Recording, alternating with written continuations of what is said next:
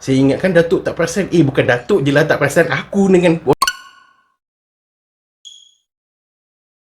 Assalamualaikum dan juga salam sejahtera. Hai, kembali lagi ke Zaf Vlog. So hari ni Zaf nak buat sedikit review tentang sebuah filem Town Mall. Alright, filem Town Mall ini adalah sebuah filem arahan Datuk Seri Aizlan Yusof dan juga dibintangi oleh Datuk Seri Aizlan Yusof, dan juga Intan Lediana, Rin Rahim dan juga Adam Shaz. Filem Town Mall ini merupakan adaptasi daripada sebuah novel seram yang terlaris karya Hasrudi Jawawi, terbitan Buku Prima. Dengan berbajet sebanyak 1.3 juta ringgit, filem ini telah mengambil 25 hari untuk syuting dan hampir 8 bulan untuk editing sahaja, hanya kerana untuk mendapatkan sebuah CGI yang mereka katakan berpuas hati untuk ditayangkan kepada penonton semua kan. So sebelum aku terjah ke dalam sinopsis filem ni, personally Zaf tahu tentang filem Town Mall ni pada tahun 2018. Waktu tu digembar-gemburkan bahawa Ahmad Idham bakal mengarahkan filem Town Mall ini. Tapi end up pada tahun 2020 ini, filem ini telah keluar di Astro First, yang diarahkan oleh Datuk Aizlan Yusof. So ini bukan kali pertama filem ini telah bertukar pengarah. Dulu kita ada filem Anak Perjanjian Syaitan, di mana filem itu juga bakal diarahkan oleh Ahmad Idham, tapi telah ditukar pengarah kepada Helmi Yusof, dan juga untuk filem Town Mall ini juga telah ditukarkan kepada pelakon utamanya, iaitu Datuk Seri Aizlan Yusof. So aku tak pasti adakah ini disebabkan Ahmad Idham telah menjadi CEO ataupun CEO Finas ke apa ke. Aku tak pasti kenapa dah dua filem dia bertukar tangan untuk pengarahan filem kan. So basically filem Town Mall ini mengisahkan tentang Rusdi, seorang project manager di sebuah syarikat construction, mendapat satu projek di mana dia perlu membina semula sebuah mall yang telah terbengkalai selama 10 tahun. So dalam masa 10 tahun tu ada banyak benda-benda mistik yang berlaku lah dekat bangunan tu kan. So kali ni Rusdi telah diamanahkan oleh bos dia untuk membina semula mall tersebut. Pada masa yang sama juga, Rusdi ni yang dilakonkan oleh Datuk Seri Aizlan Yusof telah dihantui oleh beberapa entiti makhluk halus sepanjang sejam 20 minit filem ni. Okay, so that was basically it. Tak ada benda-benda pelik ke apa, tak ada complicated sangat filem ni. Memang basic dan mudah difahami. Okay, aku tak adalah satu meletakkan apa-apa harapan kan, sebab daripada pengarah sendiri memang dah bertukar, dan filem ini pada asalnya nak ditayangkan pada bulan 3, kemudian telah ditangguhkan sebab PKP dan telah dibawa ke Astro First, which is telah dikeluarkan seminggu sebelum Pawagam dibuka semula kan. So agak macam ini merupakan filem terakhir aku tengok ke Astro First. Okay, kita pergi kepada benda yang aku suka dahulu tentang filem ni. Benda yang aku suka pertamanya adalah the looks are actually good. Apa yang aku lihat pada filem ini lebih bagus berbanding Anak Perjanjian Syaitan punya kualiti filem. Dari segi apa yang korang lihat tu, dia punya kualiti video, kualiti gambar, dan punya color grading memang sangat sekata, memang okey, tak ada masalah. Apa yang korang lihat tu bakal melihat sebuah filem yang bakal keluar di sinema tapi telah dibawa ke TV kan. So the looks are good. Second, elemen seram. Elemen seram dalam filem ini aku perasan ada beberapa benda, aspek yang aku rasa macam tak banyak filem tempatan buat style macam ni. Aku bagi contoh example. Ada beberapa momen dalam filem ni, dia seolah-olah macam ada bayang-bayang yang menunjukkan ada kewujudan entiti di sudut tersebut, tapi kamera tidak memfokuskan tentang benda tu, dia memfokuskan watak utama. So benda-benda macam tu aku suka. Benda tu menjadikan kau sebagai audience, apabila kau ternampak benda tu, engkau sendiri rasa macam meremang bulu roma untuk melihat, sebab benda tu macam dia tak fokuskan kat tempat tu, tapi kau boleh nampak, kau sendiri boleh ternampak dengan benda tu. So untuk the first half of this film, kalau kau perhatikan betul-betul, kau akan rasa seram dengan melihat tempat-tempat yang tertentu. So benda tu dia tak fokus. So benda tu tak obvious untuk kamera menumpukan terhadap entiti tersebut, tapi benda tu ada muncul. So memang kau akan rasa macam aku seorang ketika yang nampak benda ni. Benda-benda macam tu aku suka.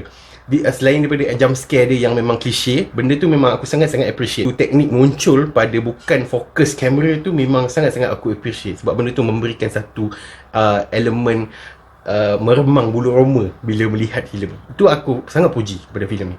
Okay, that was basically it. Dua sahaja benda yang aku suka tentang filem ni. Yang lain banyak. Aku sebenarnya agak letih bila nak terpaksa menonton filem macam ni untuk semata-mata untuk review kat YouTube. Semata-mata you guys juga yang minta untuk aku review. So let's get into the bad things about this film. Yang pertama adalah skrip. The script for the whole movie seolah-olah macam kau membaca buku teks. Dia tak nampak natural langsung. Dia seolah-olah macam drama tahun 2000 something, 1990 something. Dan benda tu diadaptkan ke drama TV3, benda-benda skrip yang bukan dilihatkan sebagai benda-benda natural. Seperti mana yang korang lihat filem-filem gempak pada tahun 2018, 2019, skrip diorang agak natural dan lebih kepada improvisation pelakon tu sendirian. Tapi dalam filem ni, kebanyakan skrip dia seolah-olah macam pelakon tu membaca skrip di hadapan mata diorang. Like seriously, baku. Terlalu baku dan membuatkan kau rasa cringe. Kadang-kadang tu rasa cringe. Kemudian dari segi dubbing, ada beberapa part di dalam filem ini, especially pada permulaan filem, dubbing dia agak lari sedikit. Kalau korang nak tahu lari dubbing tu macam mana, aku akan bagi example. Bermula sekarang. Assalamualaikum dan juga salam sejahtera. Hai, kembali lagi ke Zaf Vlog. So hari ni Zaf nak buat sedikit review tentang sebuah filem bernama Town. So seperti mana yang you guys lihat, ada perbezaan di antara percakapan mulut aku dengan sound yang dilontarkan daripada speaker tu.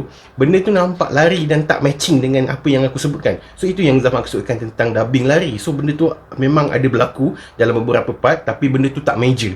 Benda tu minor mistakes yang aku rasa boleh forgivable lagi lah. Kemudian ada beberapa cutscenes yang tak kemas. Ada beberapa scenes yang tak perlu masukkan pun dalam final cut filem ni. Tapi aku rasa macam, kenapa scene ni nak kena ada? Kenapa scene nak kena ada? Dan ada beberapa cut scene yang terlalu pendek dan menjadikan kau jadi tertanya-tanya, kenapa perlu ada scene tersebut? Kau membuatkan jadi macam, why? Kenapa nak kena ada kan?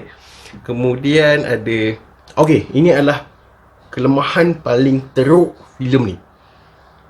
Spoiler filem ni terlalu obvious. Dia macam mana aku cakap? Dia ada teknik foreshadowing untuk apa yang bakal terjadi pada penghujung filem.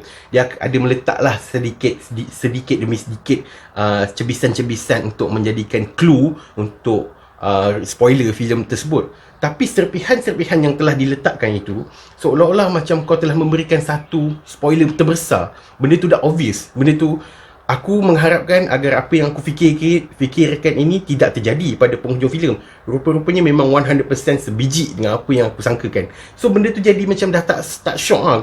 Kau dah tak shock tengok filem ni sebab kau dah tahu ending dia macam mana. Oh alah, aku dah tahu dah dia ni memang ni. So kau benda tu jadi, ada certain filem yang meletakkan beberapa cebisan-cebisan teaser untuk spoiler tersebut. Benda tu tak obvious.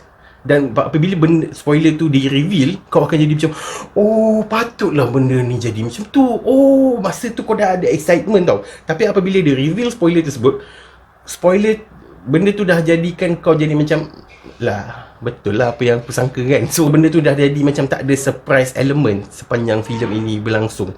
So that was it. Spoiler memang obvious daripada mula lagi. Benda tu dah kantoi. Dan aku tak tahu kenapa dia punya foreshadowing untuk spoiler tersebut jadi macam, kenapa nak obvious, macam show and tell sangat, macam terlalu manjakan penonton supaya diorang macam untuk memudahkan audience faham, sedangkan benda tu obvious gila. Dah nampak macam, aduh, spoil.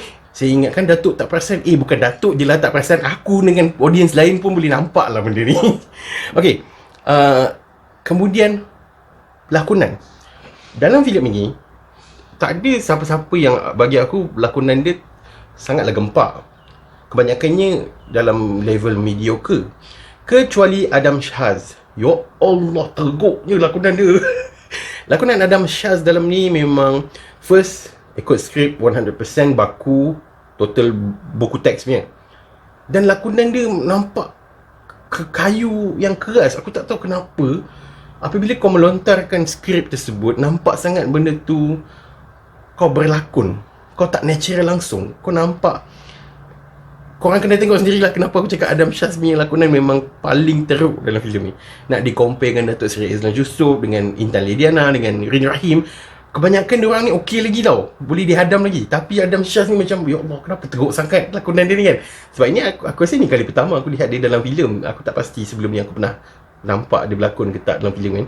So Adam Shaz paling teruk dalam filem ni. Ending spoil. Pada penghujung filem ni ada satu scene penghujung filem ni, dia menggunakan background sound effect yang sangat kuat sehingga aku tak dengar apa yang disebutkan oleh karakter yang berada di dalam scene tersebut. Ada satu scene tu, background dia memanglah intense punya music background kan. Like literally menyeramkan, memang high pitch punya voice kan. Apabila karakter tersebut sedang bercakap, kau tak dengar langsung. Aku dah cuba adjust volume paling kuat pun aku tak boleh nak dengar. Aku pakai earphone pun tak boleh dengar. Sampai kesudah aku tak tahu apa yang dia sebut ni. That was basically it. Apa yang aku tak suka tentang filem Town Mall ni. Dan yes, aku akui apa yang aku sebut ni memang banyak gila benda yang tak best tentang filem ni. Dan kalau kau nak tanya aku lah, adakah berbaloi dengan RM15.90 aku membeli dengan nonton filem ni? Tak, aku tak rasa berbaloi. Even shift malam raya yang dihentam teruk tu pun aku rasa macam lagi berbaloi. Dia dalam level mana karaoke punya tak worth my time langsung tau. Macam aku sekadar memberi rating untuk filem ni hanya kerana elemen goosebumps yang ada pada permulaan filem tu, yang membuatkan aku rasa macam oh my god, kenapa agak mengerikan part ni. Rasa macam oh my god, dekatnya makhluk ni dengan watak utama kan. So benda-benda macam tu memang membuatkan aku okey sikit lah, tak adalah rasa berbaloi sangat. Kalau tak ada elemen yang goosebump pada permulaan filem tu, aku rasa dah dapat rating yang lagi rendah untuk filem ni kan. So rating untuk filem Town Mall ni Zaf bagi sebanyak 2/5 bintang untuk filem Town Mall. Alright, so, kalau you guys dah tonton filem ini, kalau korang terbeli dekat Astro First, apa pandangan you guys tentang filem Town Mall ni? Korang boleh tinggalkan komen kat bawah. Jangan lupa untuk like, share dan juga subscribe ke channel Pure Pixels. Dan jumpa lagi pada Zaf Vlog akan datang. Thank you. Alright, before that, kalau korang berminat untuk membeli baju jersey OMG Gaming Esport ni yang sangat stylish ni, korang boleh pergi dekat Instagram OMG Gaming Esport. Di situ korang boleh order baju ni yang berharga RM69.90. Tapi untuk viewer Zaf Vlog sahaja, korang dapat promosi sebanyak RM65 sahaja. Potong RM4.90, korang dapat harga RM65 beserta nama custom made dekat belakang. Dekat belakang dia boleh letak nama custom. Tak kisah korang nak buat nama Acik Poyo ke, TikTokers ke apa ke, lantak korang lah nak letak apa. So korang boleh dapat promosi harga RM65 dengan memberitahu korang adalah subscriber dan juga viewer Zaf Vlog. Okay?